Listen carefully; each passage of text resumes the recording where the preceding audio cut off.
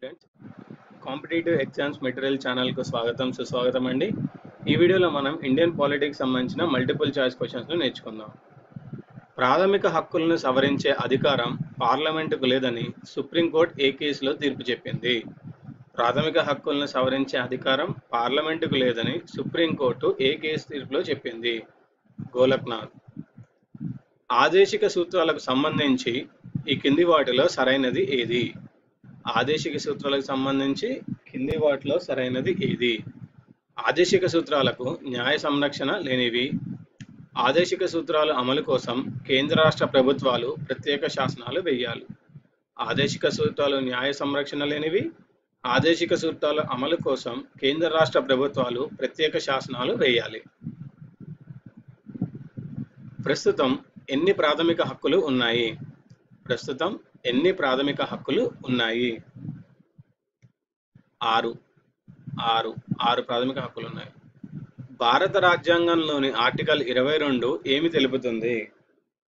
భారత రాజ్యాంగంలోని ఆర్టికల్ 22 ఏమి తెలుపుతుంది? ఒక వ్యక్తిని అక్రమంగా నిర్బంధించరాదు. సో భారత రాజ్యాంగంలోని ఆర్టికల్ 22 ప్రకారం ఒక వ్యక్తిని అక్రమంగా నిర్బంధించరాదు. కింది వాటిని జతపరచండి. కింది వాటిని జతపరచండి. సో ఆర్టికల్ 14 చట్టం దృష్టిలో అందరూ సమానులే. ఆర్టికల్ 16 ప్రభుత్వ ఉద్యోగాల్లో అందరికీ సమాన అవకాశాలు. ఆర్టికల్ 21A విద్యా హక్కు. ఆర్టికల్ 23 వెట్టి చాకిరీ నిషేధం. ఆర్టికల్ 23 వెట్టి చాకిరీ నిషేధం.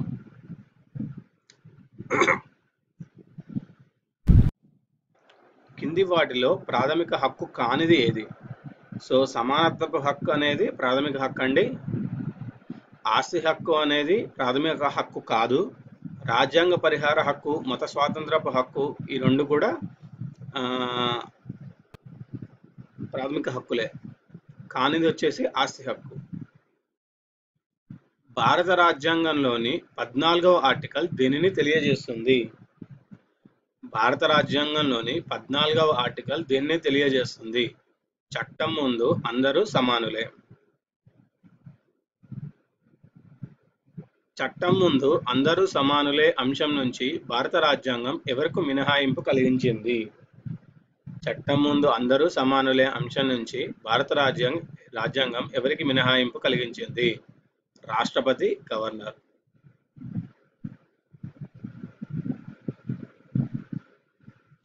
కింది వాటిలో ప్రాథమిక హక్కు గల ఉపసంఘంలో సభ్యుడు కానివారు ఎవరు? కింది వాటిలో ప్రాథమిక హక్కు గల ఉపసంఘంలో సభ్యుడు కానివారు ఏటీ షా. ఆదేశిక సూత్రాల ముందు తేదీ కలిగి ఉన్న చెక్కు లాంటివి అని వ్యాఖ్యానించింది ఎవరు? ఆదేశిక సూత్రాల ముందు తేదీ కలిగి ఉన్న చెక్కు లాంటివి అని వ్యాఖ్యానించింది కేటీ షా. ప్రాథమిక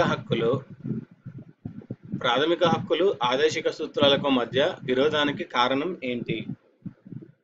ప్రాథమిక హక్కులు ఆదేశిక సూత్రాలకు మధ్య విరోధానికి కారణం సాంఘిక ఆర్థిక అసమానత. పంజాబ్ రాష్ట్రానికి చెందిన ఒక భూస్వామి గోలక్నాథ్. ఇతని భూమిని పంజాబ్ ప్రభుత్వం భూ కౌలు రక్షణ చట్టం కింద స్వాధీనం చేసుకుంది. ఈ చట్టాన్ని సవాల్ చేస్తూ గోలక్నాథ్ కుటుంబ సభ్యులు ఆర్టికల్ 32 కింద సుప్రీంకోర్టులో పిటిషన్ దాఖలు చేశారు. ఈ కేసు తుది తీర్పు సమయంలో సుప్రీంకోర్టు ప్రధాన న్యాయమూర్తిగా ఎవరు ఉన్నారు? సో పంజాబ్కి చెందిన ఒక భూస్వామి పేరు ఏంటంటే గోలక్నాథ్. సో ఇతని భూమిని భూ కౌలు చట్టం కింద ప్రభుత్వం స్వాధీనం చేసుకుంది. అయితే ఈ గోలక్నాథ్ అతను ఈ ఆర్టికల్ 32 కింద దీన్ని సవాల్ చేస్తూ సుప్రీంకోర్టులో పిటిషన్ దాఖలు చేశారు. సో ఈ కేసు తుది తీర్పు సమయంలో సుప్రీంకోర్టు ప్రధాన న్యాయమూర్తిగా ఉన్న వారు ఎవరంటే జస్టిస్ కోకా సుబ్బారావు. ఇవండి ఈ వీడియోలోనే ఇండియన్ పాలిటీ తెలుగుకు సంబంధించి Indian polity Telugu multiple choice questions. ఈ వీడియో మీకు నచ్చినట్టయితే లైక్ చేయండి, సబ్స్క్రైబ్ చేయండి, షేర్ చేయండి. వచ్చే వీడియోలో మరికొన్ని మల్టిపుల్ చాయిస్ క్వశ్చన్స్ కలుద్దాం.